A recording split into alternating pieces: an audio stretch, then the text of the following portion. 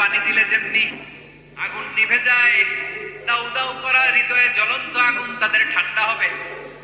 কিয়ামতের ময়দানে ওই বিভীষিকাময় সময়ে মুসিবতের কালে মানুষগুলো পাগল হয়ে বিশ্বনবীকে খুঁজতে আরম্ভ করবে। সবাই মিলে বিশ্বনবীর কাছে যে বলবে, ইয়া রাহমাতাল লিল আলামিন, ইয়া খাতামান নবীন, রাহমাতাল লিল আলামিন। দেখেন আমাদের কি অবস্থা, কি কঠিন বিপদে আমরা আছি, দাঁড়াতে পারি না, সূর্যের আলোতে ঘেমে হয়রান। আজকে কেউ সুপারিশ করতে পারবে না। সব নবীরা অপারগতা স্বীকার করেছে, তারা বলেছে আপনি ছাড়া কেউ নাকি আল্লাহর সামনে দাঁড়াতে পারবেন না, আপনি একটু সুপারিশ করেন। বিশ্বনবী বলবেন, আসো আসো, আজকের দিনে আমি ছাড়া আল্লাহর সামনে কেউ দাঁড়াতে পারবে না।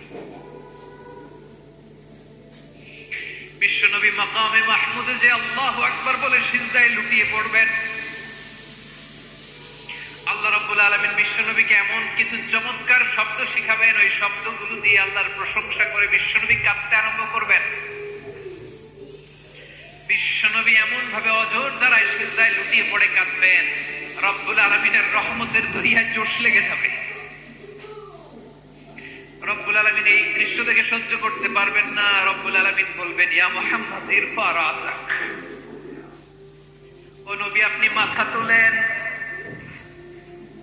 মাথা তোলেন, আপনার কান্না আমি সহ্য করতে পারি না। নবী আপনি মাথা তোলেন, সাল তুতা, আজকে আপনি যা চাবেন তাই।